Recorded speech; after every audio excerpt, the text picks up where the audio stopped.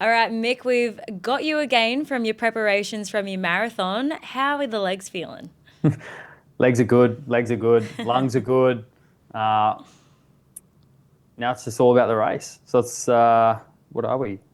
Friday, Saturday. Yeah, three sleeps. Ooh. But they're going to go pretty quick, I reckon. And I'm actually looking forward to it. Last time I did a run like this, I was quite nervous, but now I know how it all works, and you get that adrenaline dump on race day. So yeah, it's going to be a focus of mine this weekend, but nonetheless, there's headlines, Aussie racing headlines here in Australia and also right around the world this week. So plenty to look forward to, not only this weekend, but in the coming weeks too, from an international standpoint. So exciting times once again. And as soon as I finish that race, I'll be straight on my phone to make sure I haven't missed anything. Definitely. Now, I don't know about you, but on my Twitter feed and my group chats, everything has just been filled up with this huge controversy surrounding the French Thousand Guineas. There is just so many layers to this story. I don't even know where to begin. When we first brought the topic to you, Mick, what was your initial reaction and how are you feeling now after, diving into it all? Well, I had about three or four different reactions because I had to, first I read the story, second I watched a replay of the race, and then third I actually watched an awesome analysis and breakdown by Mike Fitzgerald over in the UK. And I just, you realize that perspectives and, angles are everything when developing an opinion in a debacle like this. It's really thrown me for six, I would say. Initially, when I watched the replay the first time, I didn't notice that Mikel Barcelona had dropped the whip. So initially, I saw She's Perfect drift out, sort of cut off Aidan O'Brien's runner, which then in turn made contact with Zaragana. Now, from an Australian standpoint, I would say that they probably wouldn't have overturned the decision. She's Perfect won by a nose, and then the decision that the stewards overturned was obviously Zaragana won. For me, that level of interference probably wouldn't have been enough to overturn a decision. But, the French stewards declared it a category one. The decision was overturned. But the next layer down was when I watched the replay the second time and I saw that Mikel Barcelona dropped his whip. Now, he'd hit the horse twice coming up the straight, but then hit it, turned around with his bare hand and hit it 12 times. Meanwhile, Kieran Schumacher is abiding by the rules. He's not overhitting his horse at all. It creates a very interesting storyline. If She's Perfect had have had the opportunity to have been hands and heels and hands down the backside, would she have won by a further margin, or is that just irrelevant?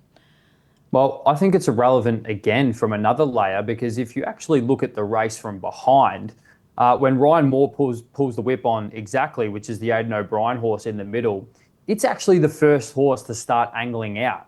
From the front, it looks as if She's Perfect's the first one to angle out and throw the Aidan O'Brien horse offline and then subsequently throw Zaragana offline. But from my perspective, in my opinion, I think that the horse in between them, exactly, the Aidan O'Brien horse, was the first to move after Ryan Moore pulled the whip. So, at that point, She's Perfect was well clear of those horses. So was there any interference at all? Yes, there was a shift offline, and from the front it looked that way. But if you go back and watch that view from behind, the steward's view, I reckon you find you might have another layer to add to your opinion. And yeah, what a story as well from the sidelines with Charlie Fallows thinking that he'd saddled up his first Group 1 winner and the owners too. Absolutely heartbreaking. It is. Hey, I actually met Basher Watts, who runs that syndicate, whilst I was over in Dubai, and he was just absolutely pumped about this horse. Definitely thinks that she is a Group One filly, and obviously she's going to have her hand in Royal Ascot later this season. But even still, like you were saying, it's just such heartbreak when they think that they've got this Group One, and then a double heartbreak for the jockey Kieran Schumacher, who had been taken off as the retained rider for Godsons. So it has just been a knife in the heart of everyone there, but. My biggest question surrounding this now, this was an internationally recognized Group One. We have different rules across different jurisdictions all over the world. You look at Hong Kong versus Australia versus England versus America. Everywhere is completely different. When we have horses traveling, trainers traveling, jockeys traveling for these races, Do you believe that we should have an internationally recognised body that overrules decisions in these races to, make it fair for international contenders as well as safe for international jockeys and horses? Look, I'm not sure. I'm not sure. It's a great question, actually. Look, if it hasn't been that way for this long, I wouldn't say that they need it. It's definitely not a bad idea. But I think, the horses that are competing in these, recognised Group 1s, they usually belong to trainers. They're usually ridden by jockeys and syndications that know the rules. When you're heading to a track and there's a Group 1 on the line, you're expected to know the rules. Yeah, but I think, taking a step back, I don't think it all mattered in the end. I think, as I said, I think that horse exactly made the first shift, and I think she's perfect, won fair and square. I know there's going to be people out there saying that, it happened too close to the line, the margin was too small. Zaragana, made up significant ground. But if you're making a case for Zaragana, then you just have to look at the rules and realise you can't whip nor slap a horse more than 9 times in France, I think, without getting chucked out of the Well, race. So, France only have permission over the whip rules, nothing to do with the hands. So Mikel actually has faced no sanctions for that, even though he hit the horse more times than you would even be allowed to with a whip, which that aspect of it really surprised me that they didn't put a hammer down or draw a line in the sand at all.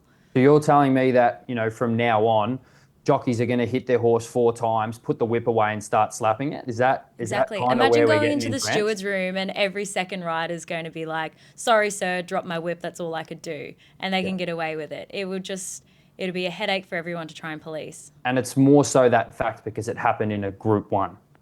It didn't happen in, all all horse races when it comes to, the rules and abiding by those rules. It matters for every race. But this happened in a Group 1. The world saw it, and there's plenty of questions to be asked. And I'll be very surprised if Charlie Fallows isn't rewarded with his first Group 1 when this is all said and done. I truly hope so. But unfortunately, it's always going to have that bit of a blemish there, even if he gets it. Now, Well, I whilst think we're talking about, sorry, I was going to say, I go think on. She's Perfect's definitely talented enough and good enough to claim another Group 1 anyway. So, Yeah. Charlie Fallows is well and truly on the rise, and, he's going to have a stack of horses coming through his stables in the next 12, 24 months that are going to be capable of winning Group 1s and maybe even the same race next year. Yeah, I agree. Now we're full steam ahead. She's perfect, Royal Ascot, which will be a huge thrill for both Basher Watts and Charlie Fellows. Another horse who, in the long run, will be targeting Royal Ascot is our old mate Storm Boy. But we got news this week that he's finally making his long-awaited debut for new trainer Aidan O'Brien at the Curragh next weekend. Now, I'm so excited. As a Queenslander, first of all, seeing him win the Magic Millions, that was a huge thrill.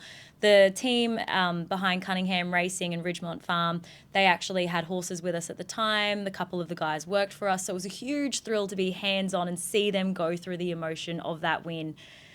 But you're $20 million deep. You're hoping you're going to get a Group 1 in another country.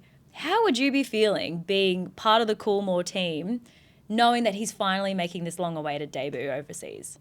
Yeah, well, if I put myself in the Coolmore shoes, I don't think money's an issue. But at the same time, I think it's been a little bit of a confusing story and one that many have laughed at. The fact that you can purchase a horse for $20+ million and it hasn't even won a Group 1. That's a story in itself. But there was a horse in the past called Merchant Navy who went over as a part of the Coolmore team to the UK, and it actually, went to this exact same Group 3 race at the Curragh, the Greenland Stakes, and progressed on to the Group 1 Queen Elizabeth Jubilee Stakes the next month, which is the exact path that Storm Boy's following. And to your point, regards to the excitement and stuff, if you're an Aussie racing fan and you're, not sitting back excited and willing this horse to get over the line and claim a big Group 1 overseas, then I don't want to know you, because it just goes against everything. This horse it's an excitement machine. It's the crack colt that we all loved watching. Didn't handle specific tracks, didn't handle specific barriers and race conditions, but it's very much an exciting story. And hey, Aidan O'Brien is flying as well at the moment. Yeah. All his horses are flying, so there's no reason why Storm Boy can't come back and, just go bang, bang and get the double, just like Merchant Navy did. Especially when you see the quality of sprinters over in the UK. It's certainly no unknown factor that our Australian sprinters are just top tier.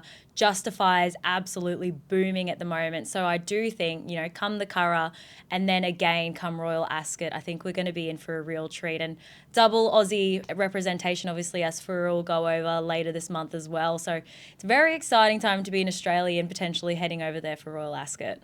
Yeah, absolutely. But at the same time, if going back to that, the price that they've paid for this colt, like what are the chances that it doesn't even do much at stud? I think that's what they're worried about more. Well, that was the big question around Merchant Navy. He's had such an impressive resume, was a young, precocious sprinter, went to the UK, performed so well in those races, like you were saying. And now the poor thing, you can hardly sell his progeny. So it's a tough call, and the breeding versus racing is such an interesting question mark there, isn't it? Yeah, well, I guess the story doesn't really matter with Storm Boy if he does the double or not. He can come out and win the Greenland Stakes by 5 lengths and then dominate the field in the Queen Elizabeth Jubilee Stakes. But if he doesn't go to start and perform, people are going to be on his back no matter what, and be on the back of everyone involved in that transaction. So happy to see the horse back at the races. I'll be cheering Storm Boy, no doubt. But these opinions about Storm Boy and the questions around that price are never going to stop until he's able to produce a number of Group 1 talents in the years to come. Yeah, he definitely has a point to prove as he hits the tracks. Now, back home on home soil, there's been a lot of news around our 2 Melbourne Cup winners, Robbie Dolan and Knight's Choice, but they're both making headlines for very different reasons this week. Yeah, absolutely. They're the Melbourne Cup winning duo, and it's a strange one. Usually you'd see that duo in the headlines still. I know we were teased, this autumn with a comeback for Knight's Choice in the All-Star Mile. Then, he was hit with injury, and then you just immediately just resorted to the fact that, all right, Doomben Cup, Q22, staying races, Queensland, local horse, it's all going to happen, and then we're going to lead into the spring. But that's not the case. But to start with Robbie Dolan, his rise continues. His latest opportunities coming on the global stage. He's earned a spot. He's got the call up to ride for Team Great Britain and Ireland in the Sherga Cup. Have you heard of the Sherga Cup before? I have actually, only because my partner Luke, he rode over in the UK for a while, and it's probably one of the biggest racing events for non-racing fans. It generates such a big marketing scheme, and then everyone wants to get down to the races. So he's always talking to me about the Sherga Cup. Absolutely. Well, for those who don't know what it is, it's kind of like a 6-race series. It's team-based. It's held at Ascot, and there's Team Great Britain and Ireland. You've got Team Europe. You've got Team Rest of the World, which will be captained by Karis Teaton, who's a jockey we all know very well from Hong Kong. And, Team Asia's got India's Suraj Naraidu, who's a rider who actually rode down in Victoria for a little bit back in 2023. So some great stories from the jockey's perspective, but it's probably, like you said, it's a concept that's a bit, ahead of its time in today's racing climate with, the team format, this kind of focused on the jockey, and it's exciting for Robbie. He gets to line up on a team with your girl Holly Doyle, who I actually did go back and I went through and made myself a Holly Doyle fan. I can almost take back what I said on Tuesday, and I'm a big fan. I get what you mean by how marketable she is, and she's impressive, and maybe she does earn a spot on that global jockey league. But yeah, Robbie Dolan's got a huge opportunity over in the UK. He's just been on an absolute upwards trajectory since that Melbourne Cup win. He's, outside of racing, had so many different gig bookings. He's got so many different bookings on quality horses following that Melbourne Cup win. And they do say that the Melbourne Cup changes your life. And in Robbie's instance, it certainly did, going from riding out bush and trying to get rides up here in Queensland to now riding on the international stage. It's truly a feat that not many have been able to master. So good on him. But this Sherga Cup, like you were saying, it is so ahead of its time.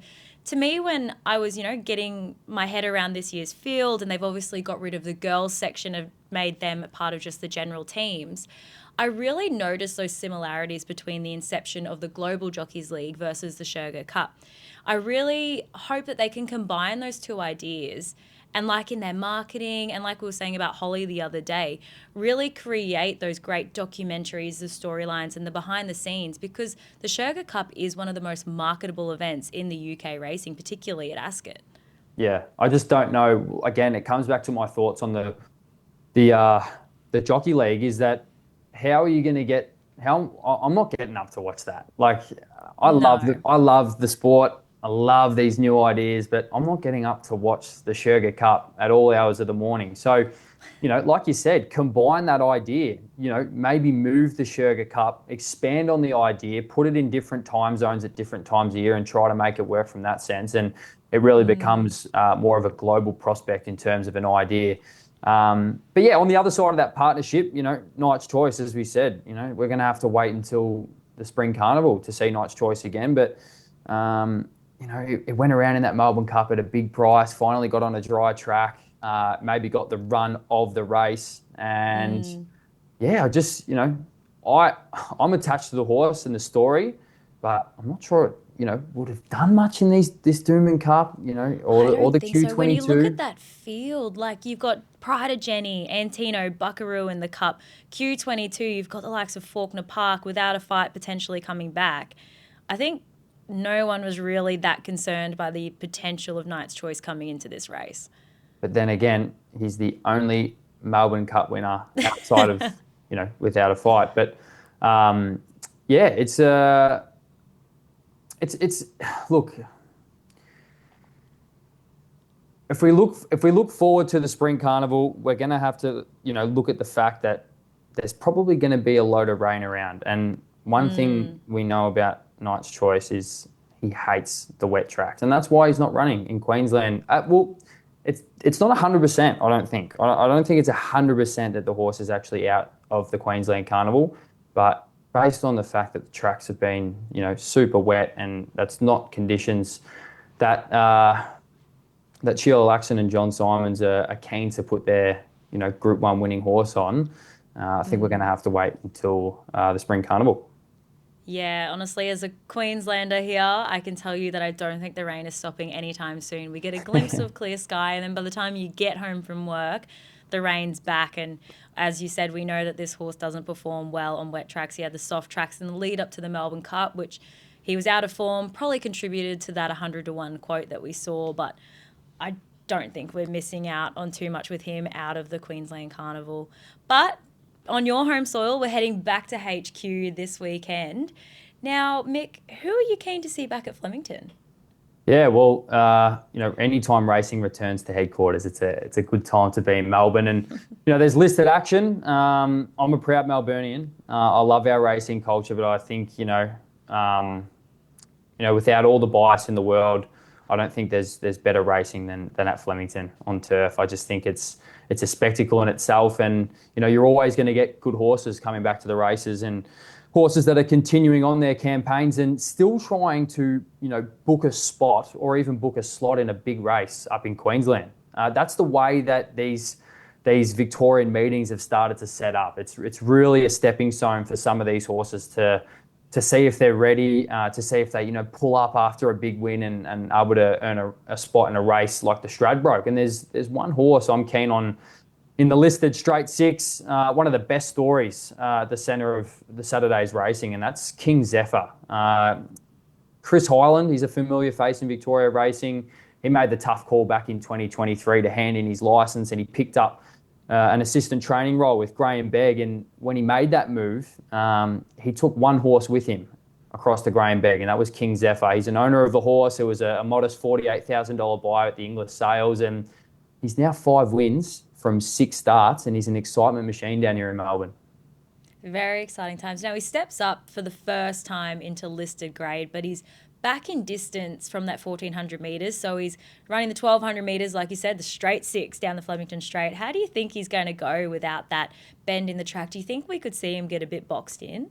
Oh, well, it's always the question. The the straight six or any straight racing at Flemington can really suit some horses, and it can really be the end of other horses. In races Yeah. like this, especially getting up to stakes class for the first time. But I think there's more to this horse, King Zephyr, than just being worried about a bend. I think the way that this horse can accelerate is incredible. The way that, just last start coming around the bend, the 1400 at Flemington, it sat four wide and just pounced and absolutely put the field away in just two or three strides. But yeah, it's his first crack at stakes level, as you said. And yeah, I think that this race could very well launch him into a slot for the Stradbroke. And I think it's a dream of Chris Hyland's to be a Group 1 winning owner. And I don't think the dream is out of reach. I truly believe King Zephyr is a genuine contender in this year's Stradbroke. I think so, and he's definitely in the right hands. But in this race, I'm most curious about, going back to our conversation last week, Dan Ma's Singapore Gallopers. Limbs Yes. Kosciuszko takes his place here. He's got the wide draw, the top weight, but is he going to be good enough? Look, I don't think, I think it's going to take a little bit longer for these Singapore horses to adjust, not only to the racing conditions, just to everything, to life. You can almost just imagine that, life for Limbs Kosciuszko's been very different here in Melbourne, and the cold weather's starting to kick in. It's just different conditions completely, and I've got no expectations for Limbs Kosciuszko this weekend. He's got 10 Group 1s, he's got almost $5 million prize money, but I think I don't think that says anything with regard to this weekend. I just think it's awesome, the fact that Limbs Kosciuszko is running on Australian soil, and I think the Spring Carnival is going to be the time where I'm going to, have my judgments about Limbs Kosciuszko.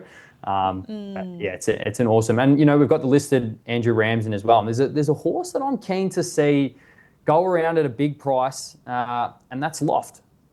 I know the old Melbourne Cup contender is seeking out that golden ticket that they can potentially get should they win the Andrew Ramsden. But quite a story with this horse. Hey, he ruled out of the 22 Melbourne Cup due to injury.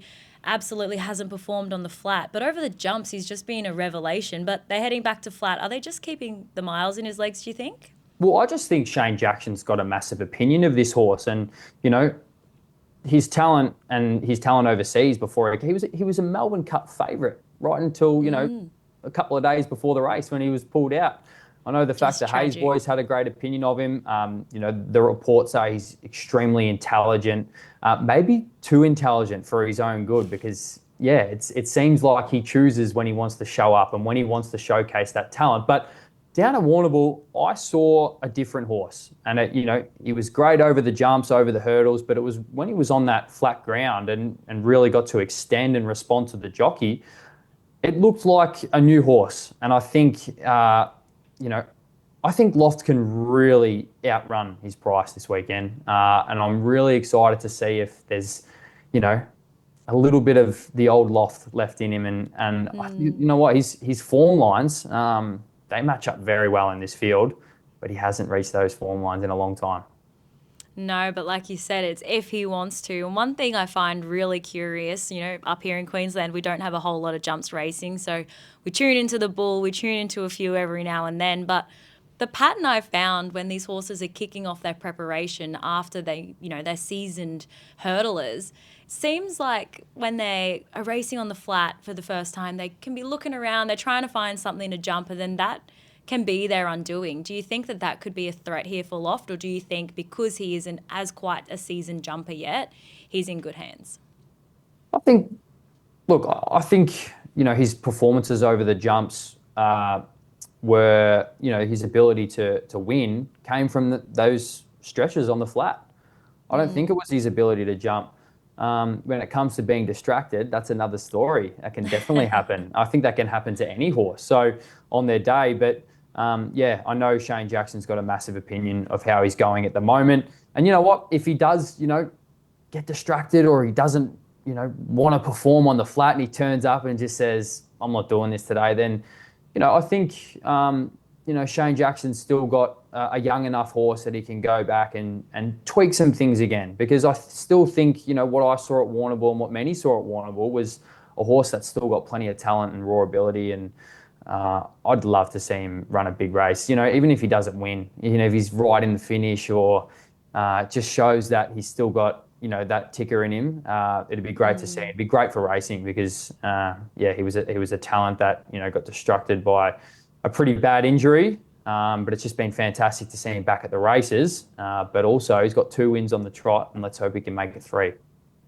Yeah, now if he shows that he doesn't want anything to do with flat racing once again, where do you think that we'll see Shane Jackson place him after this? Probably back to the bull next year over the hurdles. I think that might be the go, and we can continue to appreciate the horse then. But I've got high hopes. I wonder if Lexi's gonna tip a couple of those horses that I've mentioned there, King Zephyr and Loft. I'll be keen to see what Lexi's picking. I'll be out following along. Absolutely. Lexi had a great day yesterday, actually. She tipped She's me like been a on 30 fire. to 1 winner at Ipswich. I was like, thank you, Lexi. You've done your job this month. No, she's absolutely killing it. But yeah, it's racing's back at headquarters, and yeah, it's just exciting. It's exciting times, and a lot of these horses are going to be running tomorrow. I can tell you, there's going to be a few trainers who are still trying to earn those slots up in Queensland, and they can start thinking about getting in a little rest up in the warmer weather. But they've got to watch out for that rain as well. Well, as the Queenslander in me, I'm really pumped to see how things play out, especially as we're heating up towards the thick of our Brisbane Winter Carnival. And on that, we have a huge weekend this weekend, and I'm excited to introduce a new segment to Racing X that we'll be covering throughout the Brisbane Winter Carnival called Warning Signs. Brought to you by our friends at Sign Ace. Now, as you can see behind me, we're taking a bit of state of origin approach here, and we're identifying the key dangers to our local horses with the interstate raiders coming up to play. Now, Mick, we're kicking off this weekend with the Doomben 10,000, and the local headline act is Rothfire, who's returning to the Group 1 stage. The big question is his best behind him, or is he still competitive in such a quality field? What was your initial reaction? Well, yeah, let's talk Rothfire. I think, he's the local galloper that's, you look at his form and the races he's competed in, and the horses a lot of the time that he's run second to in some big races. But he's, for mine, got warning signs flashing absolutely everywhere. And the two biggest are the barrier draw. He's drawn out wide, and the depth of talent around him. He pressed forward last start, and, he's going to have to do that again from barrier 15, I think. But, Tim Clark on board, he's really known for being a great front runner. And I thought he held on very well, the old boy. Tim Clark's going to be a great addition, but, he's going to have to do some work early, no doubt. So, that said, I think the wild card is that Rothfire ran second to Bella Nipotina in a Manicato on a heavy track. And he hasn't seen a heavy track since that race. And I think that could be, if there's going to be a kicker that's going to be, knocking those warning signs away, it's going to be that wet track. And, can he get across early enough and fend off a host of competition that, I'm sure that we've both recognised?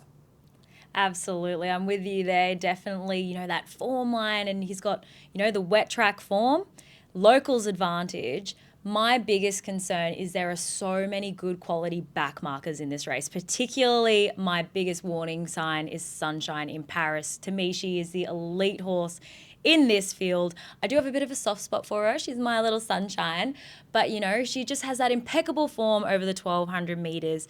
She ran really well for third last start in the all-aged. And I just think the team have primed her perfectly for this to be her grand final. This is her audition for an Everest, Fairway have their slot, and this is going to be her real test. So I think they will have all the boxes ticked off. We've got J-Mac, we've got blinkers on, we're back to the 1,200 metres.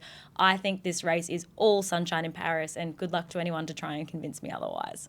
Yeah, well, Sunshine in Paris is drawn next to Rothfire, and, I think it's going to be a bit of a different tale. I think Tim Clark's going to go forward, and I think J-Mac's going to drop back and try and get a nice little spot. But there's going to be a wall of horses kicking up, a lot of mud. There's going to be a lot of backsides to look at. So I think the right setup comes for Benedetta as the biggest warning sign for Rothfire. I think, the great draw, absolutely flying in 2025, proven on the soft. Yet to see a proper heavy track. But, Jason Warren has been so bullish in his tone this last week about how this horse is performing and the fact that he wants to get revenge on a number of these horses. It's setting up for a big story.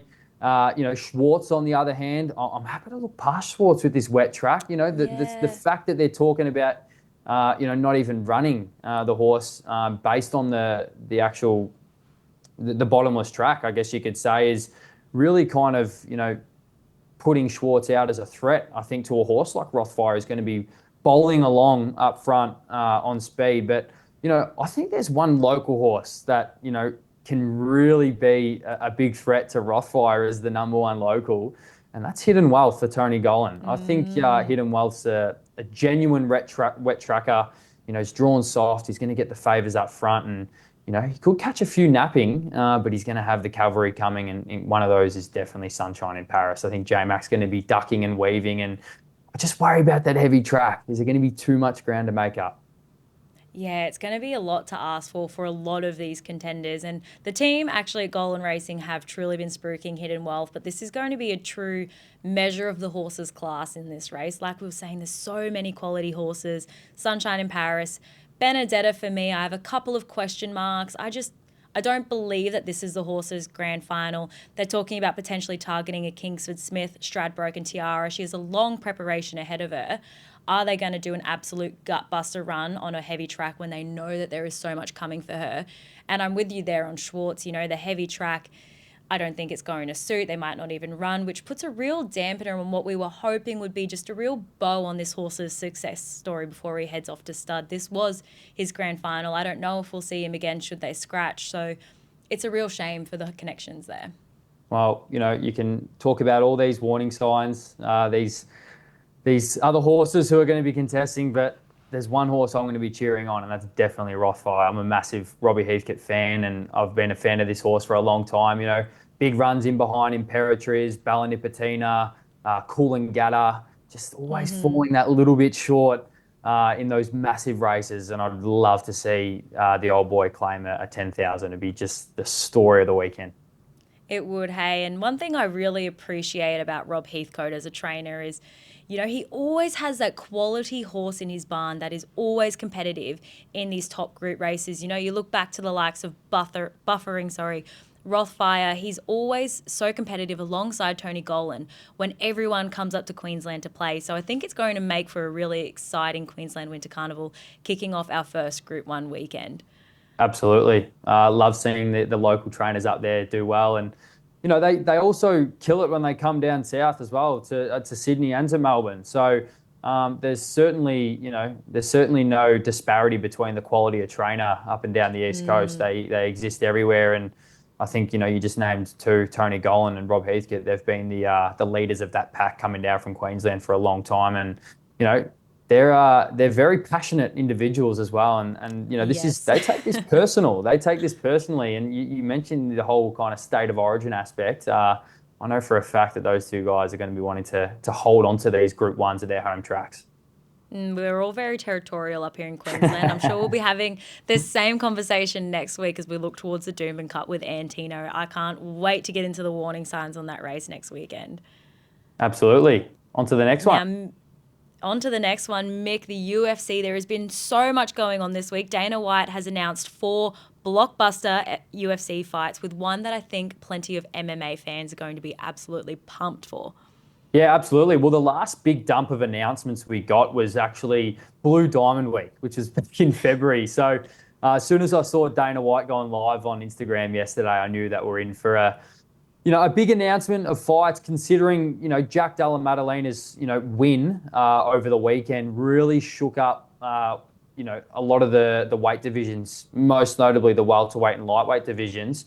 But the biggest headline that we found out yesterday is UFC 317. It's in Las Vegas, the main event. It's for the vacant lightweight title between Charles Oliveira, the former champion, and the former featherweight champion, Ilia Topuria, who's coming up. He's vacated his belt. Islam Makhachev's vacated the belt at lightweight. So there's a belt on the line, and I can tell you that June 28, you can just lock it in now. It's a cancelled day for any non-MMA obligations for any fan. It's a day to sit on the couch and have your eyes locked on the screen. That same card, there'll be a flyweight belt up for grabs. Pantoja's the current champion, and he's going to be fighting our Kiwi brother from across the Dutch in Kai Kara France, who finally gets his first chance at undisputed gold. He's fought for interim gold before, but this is his first chance at really becoming the undisputed champion. And, he's coming off a massive, massive knockout win against the Aussie Steve Ursig. So plenty to look forward to, and you can even look further into August. Dricus du Plessis and Khamzat Chimaev will be facing off. We've got Max Holloway and Dustin Poirier, their third fight. So it's a trilogy fight, and it's also Dustin Poirier's retirement fight. So, as a UFC fan right now, it is just, we spoke about the other week about how racing never stops. UFC and MMA is like racing on steroids. There is just Literally. weekend after weekend after weekend of just quality sport. We always talk about that stat that it's the fastest growing sport in the world. There's your answer why, because it is constant quality. There's plenty of Aussies getting involved as well. I actually wonder if Dana White ever sleeps. Every time I open up Twitter, there's a new Dana White tweet. There's a new announcement coming from UFC land. It's all happening. Now, as a UFC fan, these pay-per-view fights are absolutely stacked top to bottom with some crazy good fights. What are you most looking forward to coming up? Well, I'm actually going to, step away from those cards I've just talked about because, in between all these pay-per-view fights, I'll start with one fight that I'm absolutely I just mentioned Max Holloway and Dustin Poirier 3. It's a trilogy fight. Dustin Poirier's won both of those fights. One of them was years ago when these two guys were both starting out in the UFC. They've fought in the UFC for a very, very long time, but probably over 10 years ago. And their second fight more recent. Dustin Poirier's claimed both of those. He's announced it's his last fight ever. Max Holloway stepped up for the challenge, and this is going to be, this is almost a guarantee going to be a Hall of Fame fight, one that goes down for the ages. These guys both love a scrap. So in terms of, the size of these fights, I think that's the biggest one that's coming up. But, off the pay-per-view cards, there's a fight night main event coming up between the former champion Kamaru Usman, his first fight in a very long time, up against an up-and-comer Joaquin Buckley. Two Americans, two guys with awesome wrestling, and it's one of those fights where, if Kamaru Usman can win, he might get himself a title shot before his retirement, and if Joaquin Buckley can get the win, it's onwards and upwards to a title shot too for a young guy. So, look, I could go on for days about the fights coming up, but it's an exciting time, and I'm just hoping that soon enough Dana White announces the big Perth card, and we can hopefully see Jack Della Maddalena and Alexander Volkanovski defend their belts against two Russian fighters. So it's Australia v Russia, and it looks to be set for a big Perth card. So hopefully we can get over there for that. Make sure you send us the date so we know when you're taking annual leave. Every Sunday. Well, before we round out, I want to know, Mick, what your highlight is for the weekend coming ahead. It's got to be the racing up in Queensland as a whole, but more particularly the Doomben 10,000. It's a race that I've got a great association with. When it comes to the pun, I've backed the winner the last couple of years. They weren't, very far in the market. There were a couple of favourites, if not Giga Kick and Bella Nipotina. But last year, Bella Nipotina was the last leg of a pretty juicy multi. So hopefully I can string together a few, good tips that are going to come through over the next couple of days and put together a nice multi and go again. But there's also a horse, Sir Dalius. I think it comes up in race 6 at Doomben. It's an import for Waterhouse Bot. Tim Clark will ride. I think it's an exciting prospect and really looking forward to see it go around. And yeah, Queensland racing, big tick for me. I love it every single year. This time of year, it's awesome, and I'm very jealous that you get to be right up and amongst it. Yeah, I'm definitely looking forward to this weekend. Like we were saying, so many storylines from that Doomben 10,000. Would love to see the local Rothfire get up. On the other hand, I'm so loyal to the Annabelle Neesham and Rob Archibald team. I'd love to see my girl Sunshine in Paris get another Group 1. But I'm also just so intrigued to see, should Swartz get a run, can Craig Williams get his third Doomben 10,000 in a row? I think he'll be one of the few jockeys to ever get a hat trick there. So many storylines, and I'm sure come Monday we'll be recapping all of the action. Now, best of luck on the weekend. You've been working so hard towards this marathon, so I hope you go well and pull up even better. Yeah, no, it'll be good fun. It's always fun. It's, I'm racing against myself, so Just on Team Archibald, I think they've got a pretty good hand at Scone as well this weekend. So They have do. have a look through that, especially West of Africa. I'm very keen on West of Africa this weekend. So, You know, there's he was been the first horse I ever strapped for the team when I was started with them. there you I go. strapped him Magic Millions Day on the Gold Coast. Well, I think So he's a full circle fantastic. moment. I think he's a fantastic chance this weekend. But yeah, onwards and upwards, and massive weekend of sport coming. Massive. All right. Well, enjoy the weekend and good luck. Thank you.